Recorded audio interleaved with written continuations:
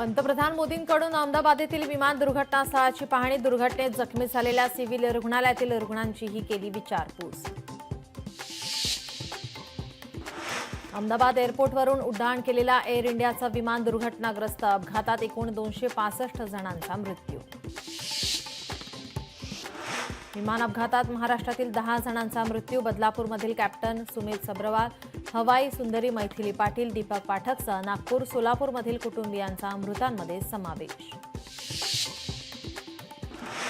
बोईंगची team तपासासाठी भारतात येणार, एअर इंडिया दुर्घटनेसंदर्भात तपासासाठी बोईंगची टीम भारतात येणार असल्याची टाटाची माहिती। विमान दुर्घटनेत एक व्यक्ती जिवंत आढळल्याची माहिती, जिवंत सापडलेल्या व्यक्तीवर मेडिकल कॉलेजमध्ये उपचार सुरू, पोलीस आयुक्त GS मलिक यांची माहिती। मृतांच्या कुटुंबियांना टाटा ग्रुपकडून 1 कोटी रुपयांची मदत जाहीर, ट्विट करून टाटा सन्सचे अध्यक्ष N चंद्रशेखरन यांनी मदत केली जाहीर।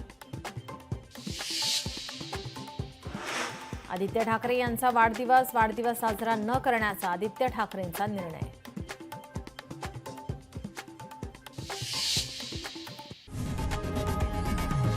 लोकशाही मराठी ऐका, पहा, जागरूक रहा।